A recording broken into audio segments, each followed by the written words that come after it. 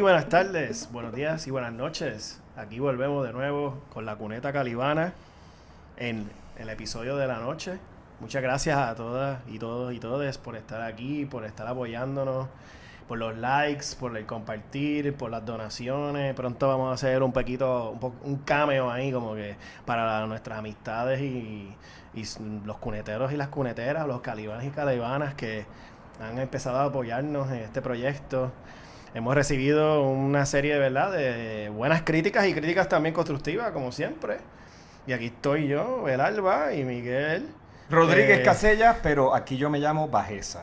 Ajá. O sea, yo represento lo abyecto, lo bajo. Y hoy vamos con un tema así medio candente, literalmente personal, bien vinculado a una serie de cambios que posiblemente van a suceder si no tomamos en cuenta, ¿verdad?, el planeta, nuestra humanidad, nuestras sociedades y lo que conlleva ese desarrollo humano desde una perspectiva diferente y los debates que están alrededor de ellos. Y nada, Miguel, ¿cuál es el título? Porque... Manda fuego, señor. Manda fuego, señor. Ese es el título. Saca la pandereta. Pero, dos puntitos. La divina tragedia del cambio climático. La divina tragedia del cambio climático. Y aquí vamos a hablar, ya se podrán sospechar que con el manda fuego estamos aludiendo a segmentos de nuestra comunidad de puertorriqueños que casi que abraza el fin del mundo como algo bien bueno, porque ese es el rapto, es la venida, es el final, y que se acelere todo hacia la destrucción. Entonces, nosotros estamos cuestionando esa alegría con el fin, como de momento, tú sabes, el que nos fastidiemos todos puede ser la causa con la cual se organiza un movimiento religioso. Y claro, trasciende a la religión, porque estamos viendo personas fuera de los movimientos religiosos que también de alguna manera están con esta actitud nihilista, me voy a permitir la palabra, de que pues, ¿qué se va a hacer? No se va a hacer nada, si total, vamos a seguir el party, como si nada. Y pues queremos problematizar con ustedes este tema. Claro, nos queremos proteger también, y lo hablamos, del tono regañón con que muchas veces se trabaja el tema del cambio climático, ¿no? Yo mismo me acuerdo haber experimentado un poco cuando Al Gore trae esto a la conversación, no que no hubiera otras personas, científicos y activistas hablando del tema. En los años 70, tú eras un cigoto posiblemente para esa época. Yo no existía en el plano. O sea, no era ni quizá era una célula ahí, dividida. En el cerebro de alguien, compleja, pero no donde tenía que estar para que tú llegaras a este mundo. En la pared del útero de mi madre. Pero en los 70 era un tema. Fue la gran crisis del petróleo en su momento. O sea que yo, niño en esa época, recuerdo todas las calamidades y las tragedias anunciadas. Y cómo empezó a hablarse de recursos pasivos en las casas. De hecho, se ha dicho que la derrota de Jimmy Carter, el que era presidente de Estados Unidos en el 1980, frente a Ronald Reagan, entre las distintas causas históricas, porque nunca la derrota tiene una sola razón, era que él trajo un discurso de austeridad y de mantener la calefacción bajita, de que si te da frío ponte una manta, y eso se lo sacaron frente a un Ronald Reagan fotogénico, tú sabes, toda la cosa, el desarrollo, el crecimiento, medio Make America Great Again. El padre del neoliberalismo. Sí, que en paz no descanse. Y Margaret Thatcher menos paz todavía para... Rest in peace. Mira, caramba. Anyway, el tema lleva un tiempo. Claro, cuando Al Gore se trae ¿cómo era que se llamaba aquella película? El Inconvenient Truth creo que era. No sé. Creo que era no me eso. recuerdo. Anyway, yo creo que está en YouTube. Sí, debe estar creo por que está en lados. YouTube. Pero fue una de las primeras figuras y claro, todo el mundo se pregunta, ¿y cómo cuando fuiste candidato, tú sabes, 4 años antes no traíste el tema del cambio climático a tu campaña? O sea, todas esas acusaciones se dieron. Y ni entrar en el asunto de que posiblemente le robaron la elección en Florida. Porque así fue que George Bush hijo fue que llegó al poder por un escándalo electoral resuelto por el tribunal. No sabemos qué pudo haber sido si Al Gore hubiese llegado a ser candidato. Sí está claro que está muy vinculado con todo el asunto del green capitalism, ¿no? Que esa es otra crítica. Un proyecto de salida reformista que trata de, ¿verdad?, bregar con el problema, pero realmente genera nuevas formas de explotación. Y lo vemos, ¿verdad?, en Puerto Rico. Aquí la salvación después del huracán María vino con las placas solares en todos lados.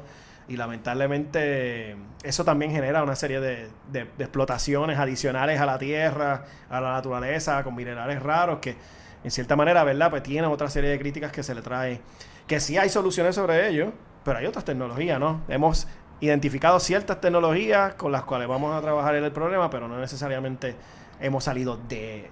El asunto es que ya desde la época de Gore, estoy diciendo 2005, yo era un joven decano en ese momento y fui a un seminario de estos de preparación de decanos 2006 y lo que nos estaban vendiendo en el 2006 era que de momento los arquitectos y todas las personas vinculadas al diseño, ingenierías también, que íbamos a ser ahora los paladines de la película, porque qué sé yo cuánto de la huella energética la creaban las tareas asociadas a la construcción o a cómo los edificios se comportaban después en términos de consumo energético, y que nosotros íbamos a tener ahora la voz cantante en hacer el retrofit y todo esto, y teníamos que cambiar los currículos de las escuelas. Entonces en ese momento, no, y en ese momento también era como que ya no se pueden hablar. Alabaré casi.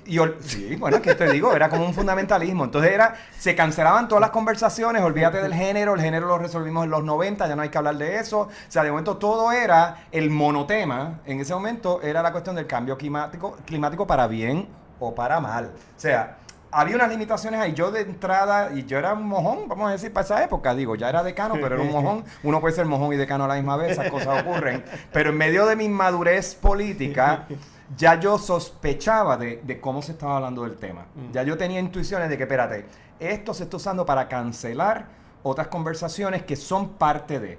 Entonces, una cosa que sí aprendí, la comparto con nuestro público y contigo, Luis, es que cuando alguien te habla en términos singulares, esto es lo que es, no hables de esto ahora, no hables, es solo esto. Cuando alguien te quiere llevar solo una sola cosa, sospecha. Tienes que sospechar de eso. Porque ahí están los chavos, Miguel, rápido te van pues, esa es la que hay. Y hoy le llaman a esto un wicked problem. O sea, el cambio climático es el tipo de problema que tú no puedes tener nada más a los científicos dándote pan o a los activistas diciendo que, qué sé yo, que no tienes un carro eléctrico y que tu huella, o sea, o que a los niños hay que darle leche macrobiótica porque consume menos, qué sé yo. O sea, no podemos entrar en la individualización del problema sin manejar el asunto político, social, económico y la complejidad del problema material, no solo en tu país o en tu comunidad, sino en otras comunidades en el resto del mundo. Y claro, eso lo hace un wicked problem. Wicked no quiere decir que no se puede atender, pero requiere incluir mucha más gente en la mesa de la conversación. Y desde el 2005 para acá, desde Alcorp para acá,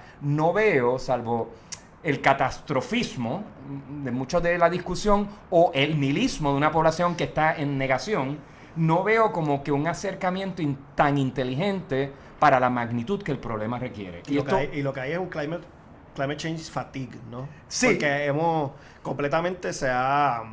estamos bombardeados, pero a la misma vez ahora mismo están en un periodo de, Ni se habla de eso. Las derechas tomaron el poder en muchas partes del mundo. Estamos en un periodo de guerra. O sea, literalmente, Estados Unidos nunca ha dejado de estar en guerra. Guerras que tienen pretextos energéticos o subtextos energéticos. Sí, la guerra de Rusia con Ucrania, tuberías de gas, manejo de tierra, de producción de trigo. Y los peos en el Medio Oriente sabemos que tienen que ver también con la economía de fósiles. Israel con Palestina, que si puertos que quieren hacer en la Gaza, con minerales, minas de petróleo, ¿no? En las costas de Gaza. Siempre está muy vinculado. O las neocolonizaciones en Latinoamérica, intentos de derrocar gobiernos de izquierda para controlar los metales raros que los necesitan. El litio. Exacto. O sea, que ahí viene la ironía, ¿no? Que el litio tiene que ver mucho con las baterías solares. El litio es para carros eléctricos, para baterías solares, para nuestros celulares, para nuestros equipos, ¿verdad? Tecnológicos, que han ayudado a avanzar ciertas tecnologías, mientras otras... ¿verdad? Se suprimen, pero ahora estamos de nuevo en el drill, fracking.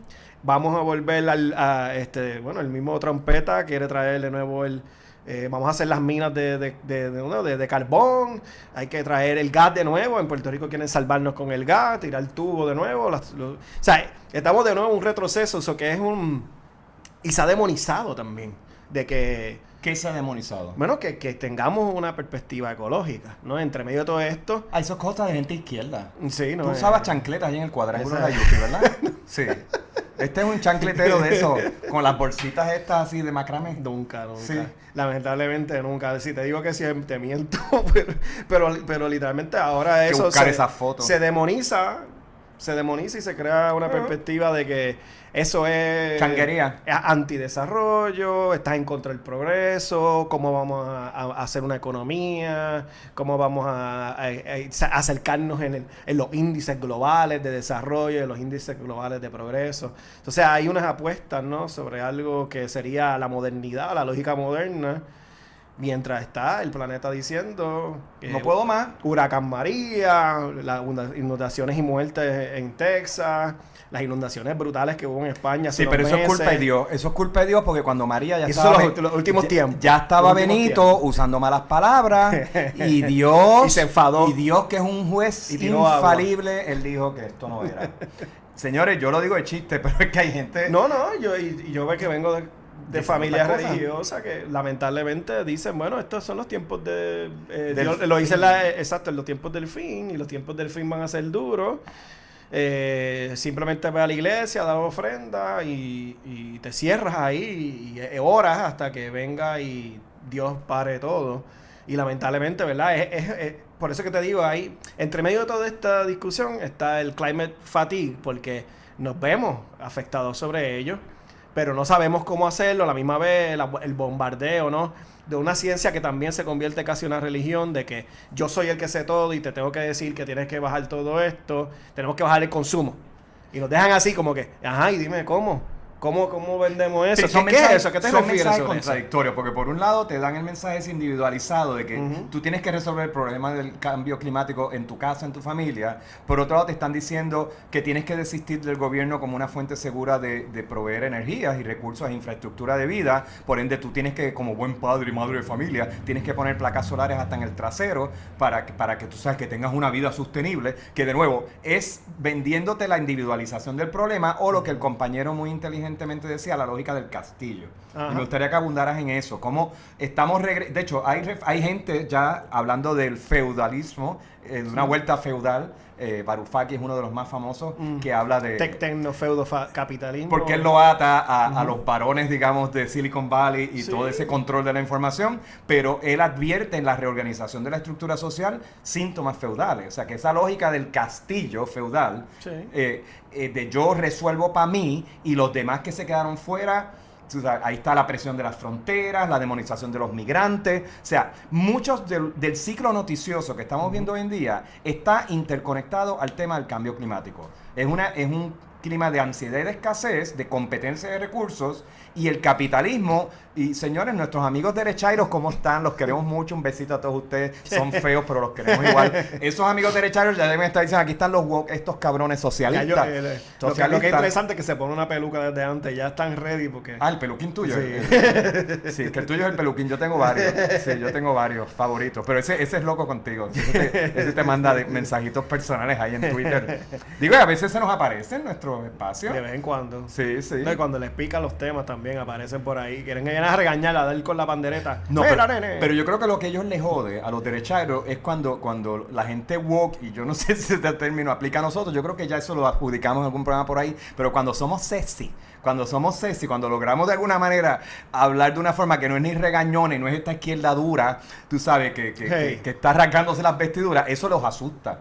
Porque tú sabes, la izquierda supone que sea antipática y regañona. Sí. Entonces, cuando es una izquierda que no habla en esos códigos, que te escucha, que el sentido común de las personas le dice, mira, esta gente, tú sabes, they are not full of shit, están diciendo cosas que tienen sentido. O sea, me están haciendo pensar de una manera... Sí, están asustados. Pero eso les caga, pues, porque ellos quieren controlar la información. Y claro, uno de los discursos dominantes que quieren controlar es la idea de que el capitalismo llegó para quedarse, que no hay otra alternativa, que si nos quejamos del capitalismo somos automáticamente comunistas y que el crecimiento es inevitable. Entonces la idea de decrecer, que es un campo de estudio entre economías y otras ciencias sociales, de crecer es una realidad de la vida. De hecho, mucha gente lo hace en sus vidas personales. Sí. ¿Cuánta gente no están vendiendo sus casas para mudarse en entornos más pequeños, más fáciles de manejar? O sea, por muchas razones. O sea, que en nuestras vidas, cuando la gente que está cambiando de ciudades, porque los trabajos ya no son estables, tú no te quedas en un sitio 30 años y coges el retiro y qué sé yo, ya nadie vive así para bien o para mal. Se han perdido esas garantías. Pues la gente se está moviendo de ciudades todo el tiempo. O sea, que también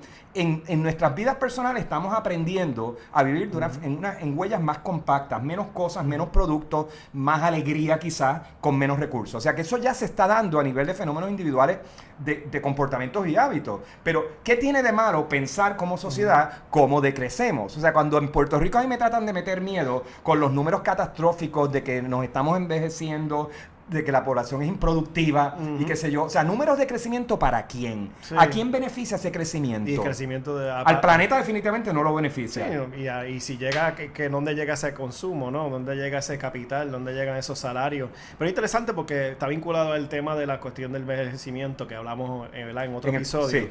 Porque literalmente si hay algo que se crea un problema en la sociedad, no, en la lógica del envejecimiento como un problema es que literalmente dejas de consumir en una sociedad que está extremadamente vinculada en las lógicas del consumo con la puertorriqueña.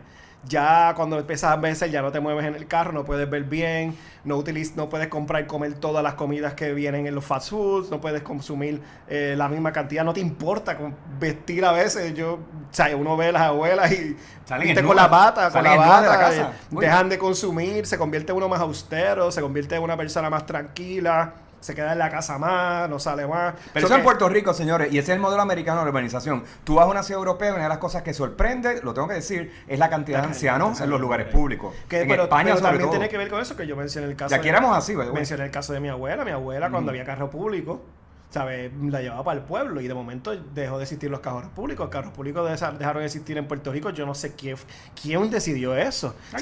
¿Cuál fue la decisión de eliminar, ese tema, el tema de transporte, el asunto de la movilidad? Yo creo que es uno de los temas más violentos que están muy vinculados al nuestro propio desarrollo desmesurado, absurdo, de esparramiento, ¿verdad? De la vivienda fuera de la urbe, de implosionar los pueblos, ¿no? Y de momento ahora todo el mundo depende del carro, estás una hora en un tapón. ¿Sabes que se pierden 32 días en un tapón al año? En los tapones en Puerto Rico. Se pierden matrimonio, relaciones interpersonales, alegría, la gente está amargada, llegan a sus trabajos, a sus escuelas y ya están sudados y enfogonados con el mundo. O sea, yo escucho mucha de esa violencia que uno está escuchando en las noticias, o sea, de vecinos que no se llevan bien, de matrimonios que están, tú sabes, entrando ya. Sí, el patriarcado está ahí, sí, hay unos valores heteronormativos, heteropatriarcales. Está vinculado. Pero es una lógica de uso del territorio. O sea, la urbanización que yo me la paso denunciando a las señores, es que no es un lugar que promueva salud, es un lugar que impide la vida. Nos hace depender de unas infraestructuras, incluyendo el automóvil, las distancias, el supermercado. O sea, nos desprende de una lógica de acceso a la comida, a la vida, al espacio público, a las relaciones interpersonales. Y sí se traduce en un tiempo perdido, un tiempo infraestructural, que lo que tú estás es gastando un auto para mantener un préstamo para un banco, que no voy a decir el nombre ya porque no me da la gana, para perpetuar un consumo energético. O sea, ahí hay un ejemplo que la ciudadanía puede entender, cómo no solo destruimos el planeta, nos destruimos a nosotros mismos y la calidad de vida que tenemos en él. Simplemente por haber adoptado como idiotas, sin resistencia, la implantación del modelo suburbano extensivo, paranoico, después de la Segunda Guerra Mundial, de grandes distancias, grandes autopistas que alguien tiene que mantener. Entonces, mucho de la quiebra de Puerto Rico tiene que ver no porque seamos improductivos y vagos, como nos quieren decir los derechairos, o una clase media que es aporofóbica, que odia a los pobres. No, estamos empobrecidos en parte porque nosotros no tenemos los recursos económicos para mantener el gran costo del estilo de vida norteamericano, que depende de unas inversiones infraestructurales enormes, de unas distancias, de unos costos energéticos, de unas casas con calefacción, con aire acondicionado y con unas comodidades que están matando a la gente, pero también al planeta. O sea, no sé cómo más decirlo, señores. Esto no es una histeria esnovista mía de que soy arquitecto y por ende me eduqué en contra de cualquier cosa que no sea las ciudades compactas. Es que el modelo de desparrame suburbano, o sea, quizás la evidencia más evidente de que el colonialismo americano despedazó este país, la vida y las condiciones materiales en este país, está en esa urbanización que usted atesora y tanto quiere. Entonces vinimos después con la verjita para crear la ilusión social. Que es eléctrica también. Así, para crear la ilusión. El foco y las cámaras. Sí, no, esa es la vigilancia. Pero es el castillo, es el fucking castillo. El policía con el carrito dando vuelta para atrás. No, y ahora hay cámaras que están allá en Colombia, que son las donde tú te reportas. Y entonces tú vas a la casa. O sea, ¿qué te digo? Esa realidad te crea la ilusión de que tú te puedes separar del resto de la sociedad y del planeta y que todo va a estar bien para los tuyos y para tu familia. O sea que como Y claro, la gente me dice, ay, pero es que con la criminalidad que hay aquí, qué sé yo, cómo yo voy a poder vivir, yo tengo que tener cámara y seguridad para mis hijos. Mira, ahí salió la doña de Guaynabo esa que me sale de vez en cuando. ¡Sal de mí! ¡Sal de mí! ¡Hermano! Volví a ser mí. Déjame ser... Volví a ser viril. Bueno. Ya yo iba a sacar la pandereta, Miguel, casi. Es que me prendo, me encandilo con el tema, señores. O sea, yo no sé de qué manera... Pero la lógica de Castillo. O sea, literalmente, vamos a hablar de Castillo. Literalmente nos están tirando... Primero, es una lógica individual de Castillo. Porque cuando miras a ver, después de María, todo es... ¡Ay, Dios mío! Tenemos que ser más responsables en nuestra casa, tenemos que tener más latitas, tener un kit de qué vamos a hacer y cómo los vamos a salvar si pasa algo. Individualmente. Después pasó María, se privatiza la luz. Ay, pues entonces vamos a solucionar todo, vinieron. Una infraestructura completamente federalizada, dinero federal, para que todo el mundo pusiera placas, para mejorar las casas. Y entonces tú eres la solución. Ya, entonces privatizamos la electricidad porque que somos incapaces. Dejaron todo hecho una porquería. Aparecieron Whitefish, Cobra a robarse dinero. Que son panas de Trump. Eso fue un escándalo. Se robaron el dinero como quiera.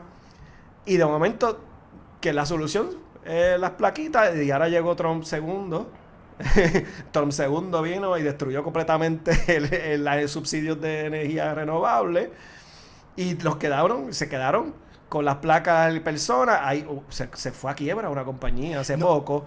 Y muchas de las lógicas de esas alternativas energéticas, al no pensarse exactamente a cómo es que se produce esto, entramos en contradicciones. O sea, lo que parece ser una solución medioambiental responsable termina siendo un problema que no es tan ambientalmente responsable. Entonces, hay que mirar también, seguirle el paso a muchas de estas tecnologías. Si realmente estamos protegiendo el planeta o estamos perpetuando una deuda con un negocio más. Y es el problema del green capitalism. Sí, o sea, la idea de la amiga esa tuya. AOC. Sí, la que votó por más armas para Israel, para que siga matando gente en Palestina. Y ese es porque de hecho, esa es la manera en que lo vendió Biden, ¿no? El Green Revolution. Era como que vamos a empezar a incentivar esta nueva economía alrededor de la producción. Porque el capitalismo va a resolver el problema. Crecimiento ilimitado. O sea, no se dan cuenta que la tesis capitalista de crecimiento ilimitado no cuadra. O sea, la matemática detrás de ese proyecto económico y político para que tú te sientas libre, lo que lleva es al suicidio y inicialmente al genocidio. Porque si tú estás dentro del castillito, los demás se van a morir afuera. Ese es el genocidio que tú estás prácticamente ensayando en tiempo real. Y cuando ya esos mueran afuera, te vas a morir tú también, porque las condiciones del planeta están eslabonadas. Entonces, el castillo lo que crea es la ilusión de una protección personal que realmente no se sostiene. Que ya sea a nivel macro.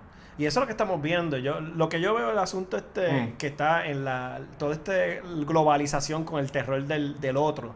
Con el terror del otro al final del día. ¿No? El brown, al africano, más oscurito, al mexicano, al no blanco, que ves en Europa entera, ¿no? El continente global está tratando de decir hay que cerrar la frontera, hay que verificar nuestras políticas de inmigración, hay que cuestionar internamente quiénes son los ciudadanos y no. Localmente pasó aquí en la República Dominicana que sacaron a cientos de miles de haitianos, descendientes de haitianos. Entonces es un precedente para ahora, porque la gente dice, no, Trump no va a hacer eso, Trump está sacando todo el mundo que es ilegal, que es un criminal.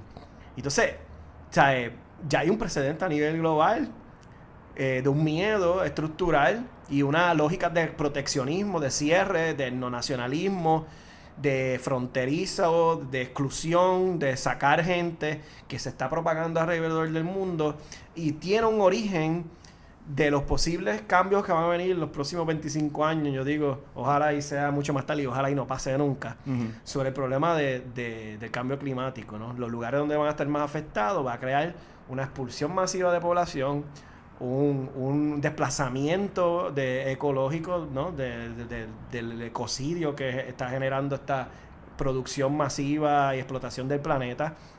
Y esa gente van a buscar en dónde están los climas templados, los climas más fríos, donde hay agua, porque Porque así ha sido la historia de la humanidad. Y Puerto Rico tiene agua. Se movía. Es un gran recurso Y nuestro. Puerto Rico tiene agua y mucha de la gente que está viniendo para acá están comprando no solamente las costas, están comprando o sea, una de las cosas que cogió Brock Pierce fue comprar, yo creo, una laguna en Utuado. O sea, y uno dice, entonces no, y aquí se les regaló a Luma varios de la generatrices de generación de electricidad por medio de la laguna, de varios, ¿no? ¿Cómo se llama? Hidroeléctricas. ¿Por qué carajo se le dio la hidroeléctrica a Luma? ¿Por qué Luma tiene que tener eso? ¿Y qué interés tiene de desarrollarlo? ¿Sabes? No he tenido ninguno, al revés. O sea, estamos completamente prisioneros bajo la lógica desarrollista, vendiéndole a los recursos posiblemente a personas extranjeras que van a reclamar propiedad sobre ellos. Y pues nosotros vivimos en el Caribe, nosotros vivimos en el trópico. Pero tienes también algo muy perverso. O sea, la prensa corporativa, tanto radial como en televisión, todas esas porquerías de programas con editores payoleros, están por un lado celebrando la catástrofe de un gobierno que no funciona, incluyendo el que la infraestructura de vida, de energía y demás no sea eficiente. Y en medio de los anuncios te están vendiendo las placas solares, sino es que te traen al funcionario que en medio de una entrevista te está diciendo, compre la placa solar a un precio diferente. O sea, en medio de una noticia o de un informe de análisis. O sea que también vemos ahí una conjunción, digamos, de fuerzas muy perversas, debo decir yo, porque no es una discusión inteligente sobre gobernabilidad, política pública, responsabilidad individual versus responsabilidad social, colectiva. Eso no es de lo que estamos hablando, ni siquiera estamos hablando de la ciencia detrás del cambio climático, de eso vamos a hablar ahorita también. A veces hay demasiados científicos en la conversación del cambio climático y se quedan otros campos disciplinarios que también tienen cosas que decir, porque esto es un problema también material, perdón, un problema político, no solo es un problema material. Entonces, pues, dentro de esa perversidad ahí es que el green capitalism entra con esta idea, como no se quiere tocar la duda sobre el capitalismo. O sea, la presión grande es que no se ponga en duda el capitalismo. Cuando ya ves una lógica finita del planeta que te está diciendo, tienes que poner en duda el capitalismo. No es que te vas a volver comunista, pero tiene que haber una renegociación de la libertad que tenemos. Puede ser otro tipo de modelo. Otro tipo de modelo. No es uno versus el otro. Ni el comunismo. No, ni en sus versiones históricas. No. De hecho, yo creo que más allá de eso hay un problema de la imaginación de la humanidad. Sí, política. O sea, hay un problema de imaginación, de pensarnos fuera, otra humanidad se escapa de la capacidad. Nos dicen que esta es la que hay, no hay más nada, este es el mundo posible, no hay otra posibilidad de mundo, no hay que pensar más nada, sométete a lo que hay, arregla alrededor de ello, reformemos, porque si tocas eso, destruyes toda la vida, destruye la economía de todo el mundo, que eso es lo mismo que dicen con el asunto de la ley Jones. Imagínate, se fastidian los trabajitos unionados allí en Florida. Son unionados, son trabajadores. Que mira, no puedes tocarle el trabajito a ellos. Y el miedo a la izquierda tiene que ver con la acusación de que la izquierda es antidesarrollo, anticrecimiento. Pues mira, sí, hay un planteamiento de que el desarrollo y el crecimiento, como lo hemos pensado hasta ahora, nos está matando. Y está matando a segmentos del planeta, y ustedes, como boricuas puertorriqueños, están en la primera línea también de destrucción. O sea, que esta cosa también de que en Puerto Rico estamos bendecidos. No estamos bendecidos. Estamos en una situación bien vulnerable. Y creo que, Luis, se te olvidó, porque yo te oigo quejándote. Como eres un izquierdoso de chancleta metedero. O sea, lo que yo te tendría que decir a ti, Luis, tú tienes que aprender a ser resiliente. Oh, my God. Tienes que ser resiliente. Que eso también lo que te venden ahora como política pública, que es, mira, aguanta. O sea, y es como, es que tiene... Crea de las migajas. Pero tiene esta cosa cristiana también, de ser como, de aceptar la voluntad del Señor. El castigo. O sea, el castigo vino, la catástrofe está encima de ti. Por favor, quédate con ellos. Trata de bregar con las condiciones que existen. No te fastidies. O sea, que al final del día hay un cristianismo, una moral cristiana detrás. Pero no solamente eso, hay una moral de consumo, de desarrollo. De que esa es tu responsabilidad ciudadana. Ilimitada. Y que no puedes escapar de ahí, y que no puedes, en cierta manera, ¿verdad?, ser, más allá de eso, un humano desde otra perspectiva.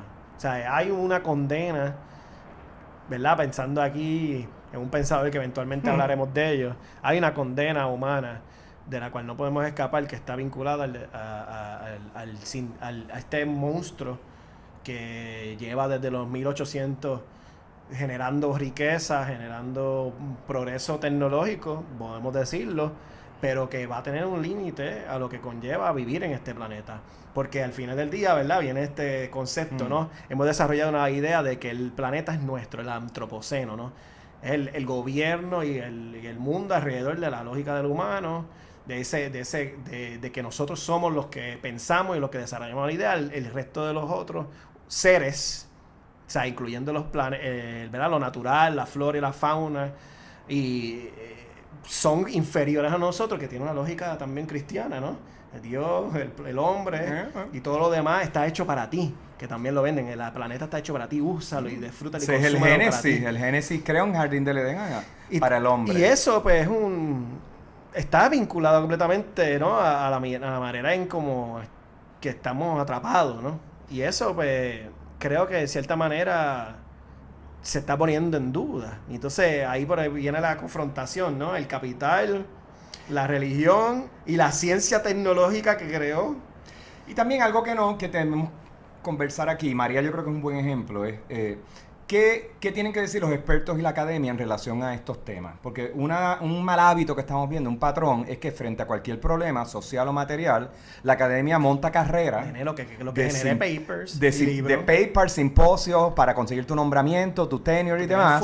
Pero hay una remoción de la responsabilidad ciudadana o digamos colectiva que uno tiene con estos temas. Entonces, reducirlos a campos de estudio, o sea, a simposios alarmistas muchas veces, cuando tú lo estás usando básicamente como parte de un capitalismo cognitivo, como dice Rosie Braidotti, un capitalismo de las ideas, una filósofa que sigo, la vi en vivo una semana entera en una serie de conferencias en Sydney, y esta mujer a mí me transformó a muchos niveles, o sea, la filosofía transforma, señores.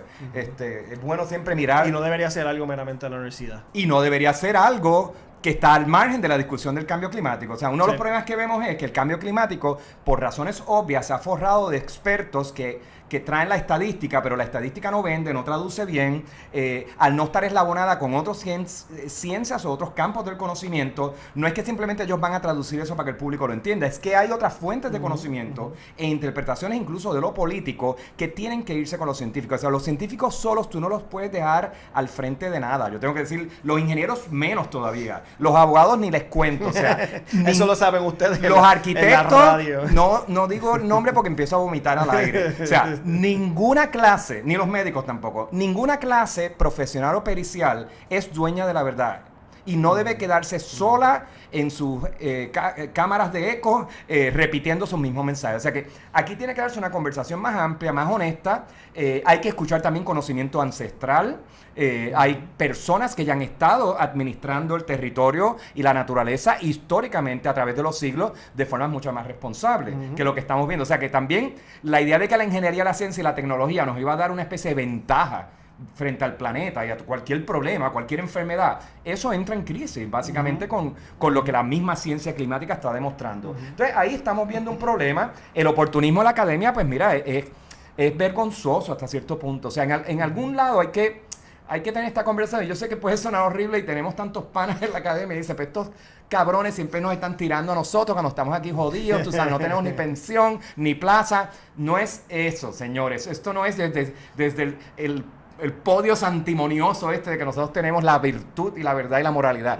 Pero en algún momento tenemos que también poder ejercitar una autocrítica del rol de las universidades, de los gremios profesionales y cómo el enclaustramiento o el discurso de la victimización de que estamos jodidos, nos han quitado los fondos y que sí, les está inhabilitando de una acción política, de una acción intelectual que es necesaria, pero también hay unas razones que no tienen que ver nada con eso, que son unos malos hábitos que la academia neoliberal ha empotrado. Y entonces, frente a este problema, el cambio climático es una de las áreas donde vemos a unas universidades abiertamente siendo irresponsables con el discurso, en parte porque no quieren entrar, y mucho menos ahora con el trumpismo, en una crítica frontal al capitalismo como sistema. Y si la hacen, la convierten de nuevo en un simposio, un libro, un eslogan o una excusa para distanciarme del resto de la gente. Otro tipo de iglesia.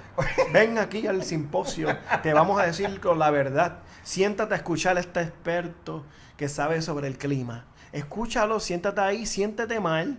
Y te va a predicar de cómo tenemos que cambiar la manera de ser y de existir en este mundo sin ningún tipo de receta. El libro viene después, pero siéntate y escucha. Y va a haber firmas en el bookstore.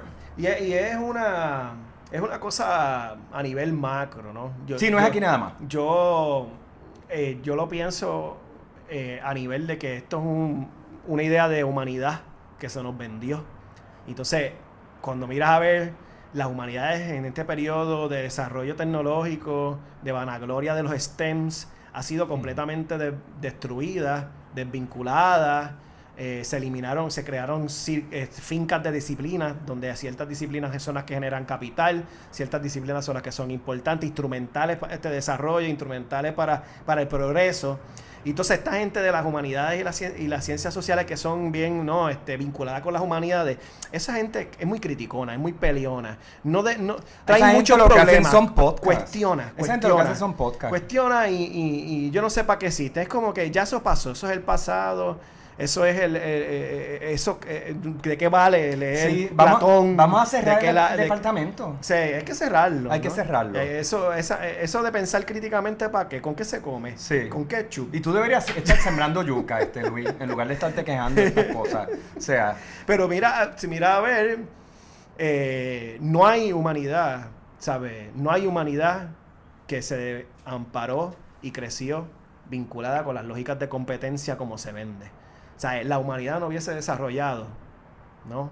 No se hubiese desarrollado si no hubiese sido por la compasión con el otro, por el cuidado. Y la solidaridad. Por la solidaridad. Pero piensen en María, señores. Que María... O sea, tú te podrás hartar diciendo que tú resolviste tu problema para tu familia como el papá jefa de familia o papá mamá jefa de familia o papá proveedor. Y la realidad, tú resolviste el problema de María. Y yo no estuve aquí. Me pueden mandar para el carajo por estar hablando sin saber. Pero uno sí sabe.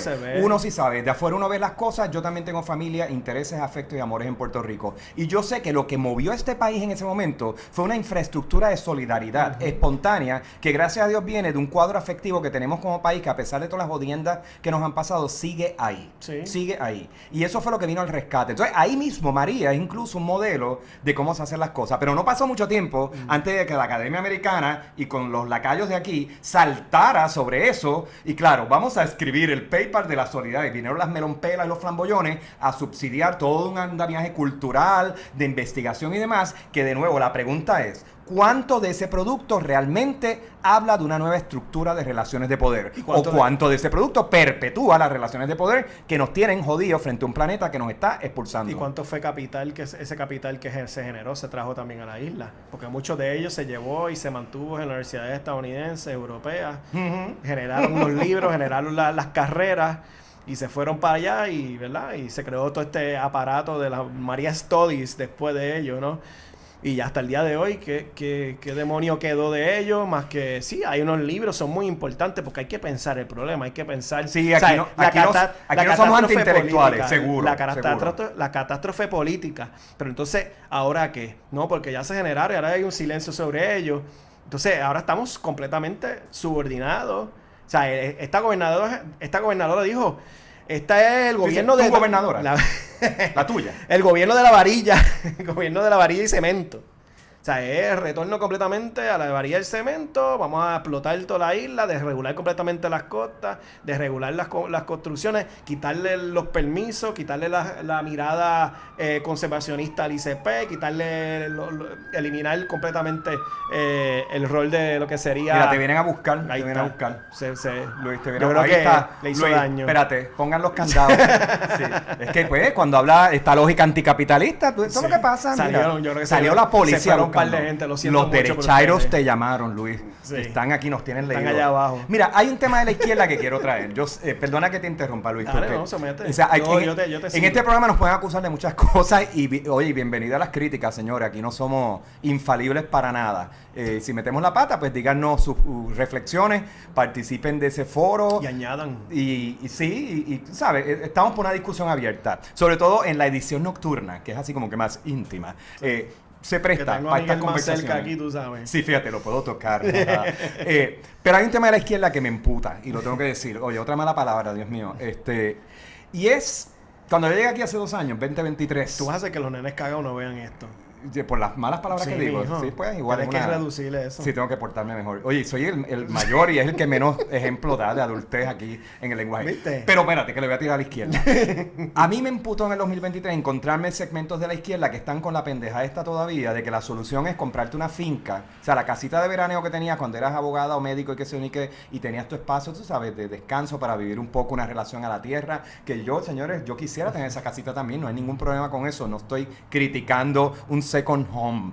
Pero esa idea de que tenemos que volver ahora a ese hogar y convertirlo en una finca productiva, suena bien lindo, pero y yo he escuchado personas del mundo de la izquierda en programas ecológicos, en la prensa y en la radio corporativa, que todavía están vendiendo esta idea de irnos al campo sin un discurso paralelo o simultáneo o concurrente sobre qué hacemos con las ciudades y los centros urbanos. Porque la ciudad tradicional, y yo no le llamo tradicional a las quintas y cuarentas extensiones de urbanizaciones, porque eso no es ecológicamente responsable y eso no es una ciudad. A la gran metro, gran metro. No, para nada. Ciudad tradicional es compacta, tú caminas más de lo que usas el auto, tienes los servicios a walking distance, aunque los derechairos te digan que me está quitando la libertad porque yo tengo que caminar a la farmacia en lugar de montarme en la Bronco o en la Tacoma e ir a Walgreens. Perdón. Sí, catalítico. Sí, bueno. Pues el asunto es que ese imaginario izquierdoso de volver al campo con la finca y la mujer no solo es problemático, sino que es inviable y es una solución castillo que lo que hace es crear la ilusión de que tú resuelves el problema para ti, para los tuyos, mientras el resto de la gente que se joda. Eso es lo contrario a la solidaridad. No romantizo esa solución. Sí tenemos que tener una política pública de los hábitos del territorio, del macro al micro, que piense en la comida, que piense en el agua, que piense en la energía, que piense en la transportación. Todo eso tiene que estar. Y tiene que haber una visión más amplia incluso que la de los planificadores, porque eso también me emputa. O sea, este es el país que más planificación ha tenido. O sea, este arroz con culo, lo tengo que decir, me perdonan la mala palabra, ha sido planificado. Y eso es algo que yo se lo digo una y otra vez a los puertorriqueños. Porque la gente dice aquí, es que este país no tiene planificación. No, señores. Esto es planificación. Sí. Así ha sido planificado. Es una economía de consumo de chatarra estadounidense y de lógicas de consumo de un país que no somos. O sea, yo quería añadir, si hay un problema grave nuestro, y es que no nos pensamos en el Caribe, no nos pensamos islas. ¿Sabes? Aquí, ¿cuántos vertederos hay? Yo entiendo que hay solamente 3 vertederos que tienen las regulaciones de EPA, que ahora EPA quizá lo eliminen también, porque esa es una de las cosas que ellos quieren eliminar, completamente la regulación. ¿Qué significa eso? Que tienen los canales debajo para recoger el metano y los líquidos, ¿no? Ya. El caldito de basura ese que... Para que no contamine los acuíferos. Yo le digo el PNPismo ese, el caldito de basura ese, esa base allá abajo. Oye, pero qué ensañamiento tú tienes. Es que como él fue PNP, como él fue evangélico PNP, pero, pues tiene ese odio en su corazón. 3 vertederos de como 7 que están abiertos. Son los que tienen la regulación y nosotros seguimos aquí. Bueno, aquí hubo unas pequeñas reformitas de cambiar el asunto de los plásticos, de los sorbetos, que yo entiendo que eso es una buena medida y eso se revirtió completamente porque ahora ya que se fastidie esa ley. O sea, que Aníbal ya no podía estar con el vasito rojo. Pero eso de plástico, ese vaso rojo es de plástico. Ese vaso rojo no es de cartón. Bueno, pues entonces es ecológicamente irresponsable, ¿no? Sí, no, bueno, exacto. Ok. Está ahí, bueno, esa es la pollita para el animal. pero si mira a ver, no hemos creado una infraestructura, no es una infraestructura de consumo de supermercado que tiene basura, que tiene explotación de recursos, que en cierta manera no sabemos dónde poner. Todo se dañará más rápido. Los televisores, las neveras, las lavadoras ya no duran 30 años, ahora son 5 años. La obsolescencia programada se tragó toda la tecnología para que tengas que comprar. Ahora aparecen 10,000 teléfonos con el número, ¿no? La manzanita, para no decir la marca, ¿verdad? Tiene 10,000 cada año, aparece uno nuevo. Que tiene litio, que tiene cristal, que tiene no es de tecnología. Este año. No, el tuyo no es de este año. Ay, Dios, Luis, que atrás estás. Yo sí medio ahí. Que atrás estás. Soy el peor consumidor. Pero literalmente... Lo que pasa es que esa es la parte que también estoy de acuerdo, Luis. O sea, vamos a estipulado. Lo que no nos gusta, a mí no me gusta por lo menos, es el que se siga el discurso de transferir la culpa al ciudadano, sí, al consumidor. No hay salvación individual. Cuando no hay un cuestionamiento de la lógica capitalista grande, que es la que te tiene Senser, que caduca al año, la nevera esa que no dura con los 4 oscilaciones de electricidad que ocurren en tu casa. O sea, hay que hablar de que el capitalismo como lo tenemos ahora mismo no funciona. Y no me tienes que mandar a Cuba ni a Venezuela como alternativa. O sea, si Cuba Venezuela. Si tu cabeza de chorlito solo puede pensar que la alternativa al capitalismo extractivista es el comunismo, qué sé yo, que priva de libertades y demás y que le lava el cerebro a tus hijos, a ti te falta educación política y de otro tipo. Entonces, pues, ahí es que yo tengo que decir, señores, yo tampoco tengo la solución mágica para ese proyecto político, pero yo sé que ha habido una literatura enorme en la ciencia política y más allá, en otras manifestaciones del conocimiento, incluso en la literatura, personas que han imaginado otras formas de organizarnos. Y hay proyectos ocurriendo quizás a nivel de comunidades. Esa es otra crítica que tengo. Esto no se resuelve tampoco vectorizando a la sociedad entera en microcomunidades con las autoayudas y las autogestiones. Son movimientos pilotos que pueden generar cosas más grandes, pero si no están eslabonados a nivel territorial y de grandes lógicas, son, lo tengo que decir, pajas mentales, que al final terminan siendo incluso cómplices del problema, porque lo que adelantan es otro castillo. Y esa lógica del castillo, te voy a robar esa idea, la dio él, no fue mía, pero es que es muy buena, sirve para explicar qué está pasando aquí. Ahora, Luis, porque ya tenemos que ir entrando a cierre, creo, porque si no, nos vamos Hasta aquí. como 15 por ahí. Ah, estamos bien. Pues mira, ¿a quién le beneficia que no se haga nada frente al cambio climático? Es ahí la cosa. Vamos a ver, los usual suspects, ¿quiénes son? Bueno, en Puerto Rico, a las constructoras, Varilla y cemento. A los dueños de las asfalteras, a toda la economía del carro también, ¿no? A los bancos morguelleros. A los bancos. Ujú. Y lógicamente todas las personas que se benefician alrededor a nivel político, que cogen mucho capital alrededor de ellos, ¿no? O sea, las petroleras, el gas ahora que vuelve de nuevo a salvarnos nuestra vida, que nos pusieron prisioneros allá afuera. Los vendedores de autos. Las privatizadoras de la solución, que todos los asuntos Las de las plaquitas placas solares. el gas y la electricidad, y que estamos condenados completamente a ellos. Hemos decidido todavía al día de hoy, esta gobernadora, tu gobernadora, dijo que iba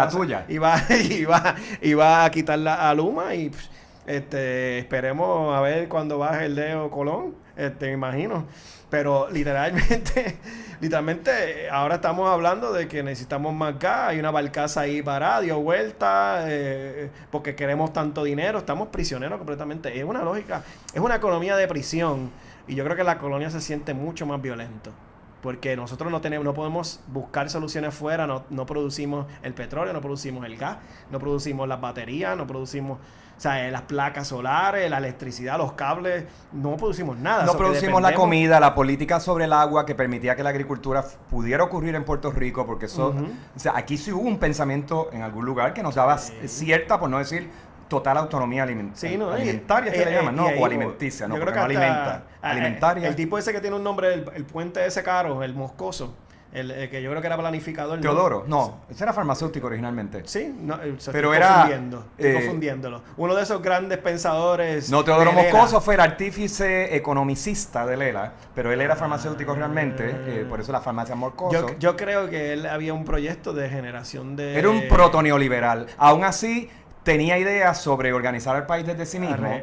Exacto, y crear cierta autonomía a nivel alimentario. Una figura polémica, ¿sabes? pero es interesante. Pero son personas que no se estudian, que no enseñan el L y eso, que son interesantes mirar, a ver, qué caramba hemos generado propiamente nosotros. Hay un libro maravilloso sobre él, escrito por el periodista A.W. Maldonado. Tiene como 20 o 25 años ese libro, que se llama Teodoro Moscoso and Operation Bootstrap. Es en inglés. Sí, sí. Ese libro a mí me dio unas perspectivas extraordinarias. Es medio geográfico a veces sobre Lela y las figuras de Lela. No, pero está lleno de datos. Es un periodista, libros, o sea que tiene cierta honestidad también en el análisis. A mí me permitió entender las luchas internas dentro del Estado Libre Asociado. Y by the way, señores, aquí le tiramos duro al Estado Libre Asociado. Lo que pasa es que se nos hace, que es implícito ya. O sea, en todo lo que decimos, es una colonia desgastada, mal pensada, chapuceramente planificada. Toda esta lógica de extensión territorial ridícula, dependencia del auto, dependencia energética, el demonizar la agricultura como proyecto, el incluso deshacerse de una gran parte de nuestra demografía por considerarla inservible. Todo eso se dio auspiciado bajo el Lela. Claro. Y claro, la historia de Lela no es lo que lo condena. Lo peor que condena a Lela, para que estemos claros y en récord, señores.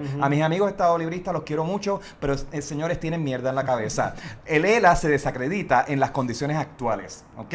Sí. Y claro, cualquier persona que esté diciendo que no hay que hablar de las condiciones actuales de Lela y que hay que seguir para adelante sin entrar en una camisa de fuerza terrible políticamente, que nunca funcionó bien. O sea, trajo un progreso material en su momento, un país desesperado que vivió la peor colonización y militarización de Estados Unidos, pues seguro, frente a esa violencia inicial con el cual inauguramos el siglo XX, el ELA se vio precioso, ¿verdad? Claro. Y una generación entera, boomers incluidos, todo olía a nuevo. Sí. Y yo entiendo esa relación, esa dependencia, esa realidad, pero la realidad actual y la que ve mi generación, la tuya y los que te siguen, no es linda. O sea que no hablamos mucho del ELA, más allá de estos 30 segundos o minuto y medio que le vamos a dedicar, porque no hace falta. Yo creo que está implícito en todo nuestro análisis. Y claro, podemos dar las evidencias y demás. Quizás la gente, aparte de los derechairos, la gente que más ridícula nos parecen son los jóvenes que defienden, de tu generación o más jóvenes que tú, que defienden el ELA. Claro, lo defienden desde un estado de privilegio, no entran en los méritos específicos. Ya es autotópico. O se meten en un lenguaje leguleyo y baratote, tú sabes. Sí. O sea, no es lo mismo un Ronnie Jarabo que se murió el otro día, que por lo menos podía manejar el discurso, que estos nenes, porque abren la boca y dicen, I'm not impressed. Ahora lo que están velando es por su trabajo. Literalmente, buscarle la finquita de los pocos trabajos que quedan con remunerados y con beneficios marginales, porque cada vez van eliminando más. En el gobierno, en las casas. Sí, claro. Tipo, la medalla de oro ya no contrata mucho. Velando por ese kiosco y lamentablemente... o sea, aquí ha implosionado todo el proyecto que alguna vez desarrolló, una modernidad colonial, vamos a decir. El ELA es una modernidad colonial que benefició como quiera y siempre estuvo subordinada a Estados Unidos, y que ahora de cierta manera lo que hicieron fue implosionarlo para entonces crear mayor dependencia federal. Y entonces esa dependencia federal, all of a sudden, posiblemente va a colapsar, lo van a quitar, ¿no? Y ya lo vemos que está, en cierta manera, estamos en un periodo de completa expectativa de qué va a pasar con ese Big Beautiful Bill, que va a destruir completamente una economía federalizada que nos impusieron. Y entonces a mí me da miedo, y por eso es que el tema, pensando yo aquí cómo vamos a salir de esto, y eventualmente, ¿verdad? Estos episodios siempre son una línea de pensamiento constante que se desarrollan, y hay cosas que de aquí vamos a hablar que en otro momento hablaremos con mejor, ¿verdad?, detenimiento. Pero nosotros estamos en un periodo de que tenemos que repensarnos propiamente. Y eso significa mirarnos en el Caribe, mirarnos propiamente en Puerto Rico, cuáles son nuestras condiciones, cuáles son nuestras capacidades, qué podemos hacer, estudiar qué se ha hecho en el pasado, mirar ese presente de las catástrofes que han pasado, ¿no? El asunto de María, todos esos centros de apoyo mutuos que nacieron y aparecieron, una economía de agroecología, ¿no? Sin mirar en el asunto individualista, de empezar a crear una economía de mirar la tierra de nuevo para ver cómo podemos sacarnos la dependencia estructural colonial de las exportaciones, de las importaciones, perdón. So que hay cosas que han sucedido, pero también hay que ver otras islas. Hay un chorro de hermanos y hermanas en las islas circundantes que también están creando otros proyectos de vida. La misma República Dominicana aparenta tener un mejor balance entre unas lógicas de desarrollo, eso hay que ponerlo también en tela de juicio, y una autonomía en términos de su producción de comida. Siempre es frágil, siempre hay intereses neocoloniales metidos allí, pero hay que mirarlo todo. Hay que mirarlo hasta las ideas del antillanismo, porque si significa empezar a cuestionar esa participación, el Cubazuela. Ay, Dios mío. El antillanismo, ¿no? La lógica de las confederaciones antillanas que miraban cómo buscar, ¿no?, desarrollar propiamente en todas las Antillas desde un bloque que podamos sostenernos, ¿no? Si alguien puede producir ciertas cosas, pues esta persona produce algo y podemos crear una economía fuera, ¿no?, de la lógica de dependencia de los mercados globales, pero que empezar a mirarnos regionalmente, ¿verdad? Hay que mirar a las ciudades también, cómo podemos ocupar una huella más compacta, cómo podemos regresar el cuerpo peatón, restaurar los edificios todos esos espacios. Pero para la gente, o sea, poner los subsidios donde hace falta. O sea, yo quiero ver alcaldes involucrados con los pueblos, sobre todo pueblos pequeños, que los alcaldes puedan ser propietarios de muchas de esas estructuras vacías, que puedan ponerlas al servicio de personas que no cualifican para préstamos en una mirada inicial, que eso pasa mucho en Puerto Rico. O sea, yo pude comprar a los 28 años en Santurce en los 90. Eso ahora es prácticamente imposible para una persona de mi edad y sin los espacios de privilegio. O sea, a mí no me dieron el pronto papi y mami. O sea, ese no fue... me dieron muchas otras cosas y que en la gloria estén todos ellos, pero no fue así. Eso ahora es imposible. Algo que quería traer es que el fundamentalismo de la metáfora del título, tú sabes, el manda fuego señor, también está presente en la lógica del Partido Nuevo Progresista. O sea, que nadie nos diga aquí que nos ensañamos con los estadolibristas quedados. O sea, porque ¿cuál es el plan del estadismo ahora en Puerto Rico? Es básicamente lo que llaman en teoría política aceleracionismo. Básicamente dejar que las cosas se jodan vertiginosamente, apostando a que el país jorobado, fastidiado, tendría que ser rescatado por la presión de grupos latinos o puertorriqueños que les importa un pepino angolo lo que pueda estar pasando en Puerto Rico. Entonces, dentro de esa lógica, ese es el gran plan, básicamente. Entonces, yo quiero ver a tu gobernadora, la tuya. Yo quiero verla a ella cuando se le tranque el bolo. Ahora con todos los cortes que van a... Y ella puede intentar culpar al comisionado residente de esto. Eso no va a durar ni una semana a nivel de noticias. O sea que no queremos poner a la gente en un plano depresivo, señores. No. Escuchando esto, no se trata de regañar, pero sí se trata de... Hay que volver a la mesa de la imaginación, hay que hacer eslabonamiento con esfuerzos comunitarios que son pilotos, laboratorios de futuro. Hay que cuestionar la lógica absoluta del capital, hay que mirar más allá de... Ustedes nos dicen Cuba, Venezuela, pues déjense ustedes estar mirando Florida y Texas, porque ahí te digo yo, o sea, si todo el universo... El compañero está hablando de una visión pancaribeña, ¿verdad? Incluso de mirar al resto del mundo y otros modelos de organización política y social, territorial, material y de conocimiento científico y con la universidad incluida. Si estamos mirando ese plano, que a mí me vengan con la estupidez, no, mi solución es coger un pasaje y irme para Florida y para Texas. No quiero sonar snob aquí, señores. Yo entiendo que muchas veces esa es la solución a corto plazo que tú tienes para ti, para tu familia, para tus hijos, para tus nietos. Pero tienes que tener claro que cuando te impones esa solución te estás limitando. Mira, esta semana yo tuve encuentros con puertorriqueños muy interesantes que han tenido vidas dentro y fuera de Puerto Rico, y los hay. El país está lleno de esas inteligencias. Sí, el mundo está y esta es una persona que estuvo involucrada con parte de la producción y la escenografía del concierto reciente de Bad Bunny, de Benito, del cual hablamos también en un programa anterior, y el compañero ya por fin lo ha visto. O sea que los dos ahora somos, tú sabes, sí, estamos fanáticos. Pues, esta muchacha, o sea, estudia cine en Cuba. Ay, Dios mío, ahí ya perdimos los auspicios. O sea, tiene un ejercicio profesional en Hollywood, o sea, actualmente, a la vez que trabaja en el proyecto escenográfico y de producción de arte de la residencia de Benito. Entonces, tú hablas con ella, hablas con su hermana, hablas con sus redes de amistades, y es otro Puerto Rico, señores. Y son personas que vinieron de la clase media, de los esfuerzos de todos, de una buena educación, pero que tienen esa doble sintonía de ser de aquí, pero estar también con el oído y los ojos puestos en las referencias del resto del mundo. Señores, no es que o sea, el insularismo sea siempre algo malo. Yo creo que hay que empezar desde lo conocido y lo local. Yo entiendo eso. Pero hay que ampliar la visión. Y el cambio climático, como es un wicked problem, requiere que tú amplíes tu marco de definición. O sea, ni nosotros en una hora de programa podemos entrar en toda la complejidad de este problema, pero sí queremos sembrar por lo menos el espacio de pensamiento individual, familiar, comunitario, político, que te haga dudar de la dirección del país y que te obligue a pensar alternativas. Y por ahí que vamos. No, y la NASA está llena de puertorriqueños. O sea, de la NASA tenemos unas buenas escuelas. ¿Se los roban de aquí? Unas buenas escuelas de ingeniería, unas mentes completamente preparadas para enfrentar la posibilidad de crear un proyecto alterno.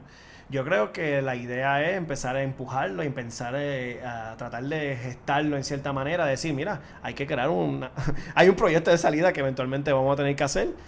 Pero no es el régimen de la pala, no es el nepotismo. Sí. O sea, aquí tenemos que volver a evaluar los talentos como son, de donde sea que vengan. Aquí tenemos que tener sistemas de educación regionales, donde no solo se está atendiendo a las personas que tengan rezagos académicos, que existen, o rezagos de capital cultural, que existen también y afectan la capacidad de aprender. Eso está probado. Pero hay que atender también a la cantidad de talentos que hay en Puerto Rico, en donde sea que aparezcan. O sea, aquí esta idea, como si fuéramos perros de raza, que solo en ciertas clases sociales sean los talentos.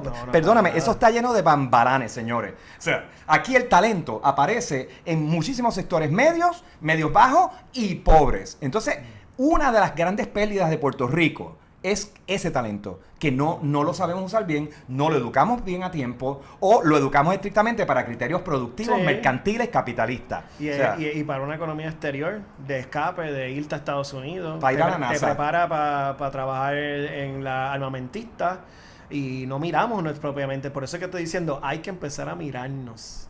sí. O sea, primero pensarnos en esta tierra, pensar la tierra, el lugar donde vivimos, pensar en el contexto donde vivimos, en el Caribe, pensar los países alrededor de nosotros y qué están haciendo y qué tipo de proyectos están generando, educativos, para empezar a traer soluciones y salidas. O sea, yo no sé por qué no hay una economía alrededor de desarrollo de ingeniería sobre el asunto de las corrientes. Hay unas corrientes brutales en Puerto Rico que podrían generar energía. Las olas, energía de la ola. Hay un chorro de tecnología nueva sobre ellos. Hay vientos que pasan aquí. Y hay temas de materiales hay una degradables también, biodegradables. Claro. Que hay investigaciones que se han dado en El Mayagüez. metano, la producción, el reuso. ¿Por qué no estamos volviendo a utilizar botellas más en vez del plástico? Cuando aquí hubo hasta un pequeño intentona. Por eso es que hay que mirar un pequeño intentona de crear nuestras propias botellas. Nuestra propia... Bueno, en la época de Moscoso eso fue parte del pensamiento. Por Había una eso. fábrica de cristales, que Sí. es donde la familia Ferrer tiene ahora los cuarteles generales. Las allá. gomas de carro se exportan. Entonces las hacemos allá y las trituran y las traen para acá, para atrás. Y mira, pero vamos a crear una economía del reuso. Pero la dirección actual, tú También. sabes que la dirección actual es China. Compras barato en China por internet y te llega aquí en 2 días. Con todos los wrappers de plástico y toda la madre. O sea, Y entendemos por qué es más barato, tienen una vida precarizada, tú quieres todavía aspirar a cosas chulas. Esa es otra, y esto es una tesis muy mía, y la quiero traer un poco ya para ir entrando al espacio del cierre, Sí, claro. que es el tema de... O sea, no se trata de abandonar al deseo, porque a mí sí me molesta, y esto me acuerdo del 2005, 2006, yo, decano rookie, que no sabía bien lo que estaba haciendo, pero eso es parte de la aventura de entrar en una posición así desde la inexperiencia, que eso a veces te da también, te hace ver las cosas con ojos así grandes, pues y escépticos hasta cierto punto.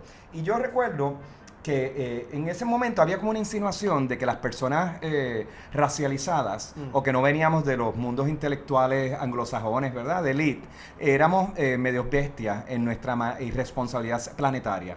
Y que entonces la reorganización del planeta se iba a dar en claves anglosajonas de austeridad. O sea, que se me fueron en clave así bien mormona, bien cuáquera, de que era una cultura que tenía más un restraint, una economía más del control y no del exceso. Y era una crítica racista, debo decirlo, al cuerpo deseante caribeño. Entonces, lo último que yo le diría a mis compañeros puertorriqueños es que renuncien a ese cuerpo deseante, porque parte de lo que nos da a nosotros una infraestructura de afectos que nos permite responder con solidaridad a problemas comunes es precisamente ese desbocamiento, ese desbordamiento emocional afectivo que tenemos. Así que de lo que se trataría la crisis medioambiental del cambio climático es de reconfigurar la lógica del deseo, pero no es de eliminarlo. ¿Cómo tú puedes reconfigurar tu deseo para que sea menos abrasivo a ti mismo, al planeta, a tu familia, a tu comunidad? No es que te borres, no es que te demonice y te des latigazos así, manda fuego, señor, porque quiero que el rapto llegue ya y me levante a mí, a la abuela y a los nietos. O sea, es repensar cómo desear de una forma más responsable. Quiere decir que eso es una invitación que es a todo el mundo, los científicos nada más, no son los que tienen que estar en la mesa, es una conversación amplia. Yo empiezo a ver signos de eso en Puerto Rico. La gente en María se dieron cuenta que no hay nada más chulo en el Caribe que la noche, la terraza abierta, a cielo abierto, sin nada, y que de momento la cosa más chula de Puerto Rico era janguear en la cuneta. O sea, ahí es que yo conozco a este hombre, güey. Lo conozco en las redes sociales antes de terminar en las cunetas, pero pues, o sea, esas cosas chiquitas, el Caribe tiene una larga historia de escasez y de improvisar en el batey con lo que tienes a la mano. De ahí ha nacido una cultura musical, culinaria, en muchísimos aspectos. O sea, que ese cuerpo deseante, demonizado, maltratado, bestializado, calibanizado, ese cuerpo realmente tiene las claves también sobre cómo sobrevivir a la condición, porque sabemos vivir con poco y pasarla bien. Sí. O sea, esto es un proyecto de alegría en el fondo. Sí, claro. No es un proyecto de pérdida. Y eso conlleva pensarnos. Sí. O sea, y todo este proyecto conlleva pensarnos, empezar a mirarnos, empezar a hablar sobre estos asuntos. O sea, no meramente reducirnos de que esto es una cuestión inescapable. Yo creo que es un proyecto de pensarnos propiamente como sujetos y personas en el Caribe, que tenemos o deseos de existir y de vivir en dignidad. Y morir también en dignidad. Y cuidado con para el eso, AI. una transformación. Es una transformación. Cuidado con el AI, gente. Sí, eso. Porque nos están llenando la cabecita con que todo es AI, todo es la inmaterialidad del AI. Y una de las cosas más irresponsables y abrasivas de los recursos del planeta, empezando por el agua, es la inteligencia artificial. Sí. Lean sobre eso, Y señores. busquen lo que está pasando en Kentucky con el AI de Twitter, ¿sabes? La cantidad que genera, ¿no? De contaminantes. O sea, realmente es absurdo. Y, o sea, Y no se está hablando de otra cosa, que eso es parte del problema. la solución es pensar fuera de lo que existe. Sí. Pensar de lo que nos han dicho que está en lo inescapable. Afuera, en esa fuera de lo que han dicho que es la normalidad y otros mundos. Y el primero es nosotros mismos. Y también mirarnos, como parte de ese pensarnos, mirar qué prácticas tenemos históricas, tradicionales, ancestrales, contemporáneas, que realmente son más efectivas a la hora de combatir el planeta. Y claro, señores, vamos a poner en tela de juicio el modelo suburbano. Ya están ahí, sabemos, Sí. esas casas están ahí, esas carreteras están ahí. Pero no puede ser que cada vez que hay una discusión política en Puerto Rico se reduce a Bitumul. Romero es un buen alcalde porque puso Bitumul. O sea, sigue siendo esta lógica estúpida, burda del automóvil y del suburbio la que protagoniza todo. Y la última vez que yo mire lógicas de suburbio, señores, lo que estoy viendo son vecinos matándose unos a otros. O sea, que también estamos enfrentando un modelo de uso del territorio que fomenta el distanciamiento del otro. O sea, la enemistad. O sea, son castillos que se enfrentan. O sea, y pues, no digo que en una ciudad no haya tensiones sociales, las hay, pero en una ciudad densa, compacta, tradicional, tú estás obligado a conocer al otro, a llevarte, a llenar la forma, no a pegarle 4 tiros porque te cae mal. Mira, es en Memphis, Tennessee. En Memphis, Tennessee es donde está el AI Center. ¿Hiciste un search ahí? No, me ayudaron, producción me ayudó. Ah, producción te ayudó. Antes de que... Sí, antes de que me tiras la pata. pata. Me viene Peluquín a decirte, mira, vaya, dice disparate. No lo dice ni bien. No lo dice ni bien. Pues mira, yo creo que ya estamos. Pero sí, no, yo creo que estamos. Y terminamos una nota alegre porque y yo espero que eso es ustedes importante. estén puestos para pensar y para analizar. Mira, allá. Les podemos compartir completamente libros y recursos, siempre. Nosotros aquí venimos armados, pero realmente estamos constantemente pensando cómo Hoy traer mencionamos varios temática. nombres. Mencioné a W. Maldonado, el libro de Teodoro Moscoso, y la filósofa Rosie Braidotti, que de hecho ya dice algo muy interesante a manera de cierre. Le preguntaron sobre el cambio climático, ella trabaja el tema del antropoceno y qué sé yo, post-antropoceno también, pero no en las líneas estas cínicas de hay que no se puede hacer nada, hay que aceptar la voluntad del planeta. No, en unas líneas de esperanza. Ella lo que dice es que aún el conocimiento de la historia, de la filosofía, le permite ya saber que siempre hay giros que no son registrables en los campos de conocimiento. Siempre hay quiebros, siempre hay personas, ideas, tecnologías que aparecen, que nadie veía venir, que se salen de los forecasting estos negativos, gloomy y catastróficos, que nos dan posibilidades de sobrevivir crisis. Y eso a mí me pareció refrescante escucharlo de una filósofa. No sonaba sacerdotisa, me sonaba algo como que wow, es cierto. O sea que hay esperanza también en cosas que ni conocemos aún. Claro. Pero mientras tanto vamos a trabajar con lo que conocemos. Gracias. Pues nada, esta es la Cuneta Calibana. Gracias, Miguel. Gracias, producción. Nos vemos en la próxima. Chao.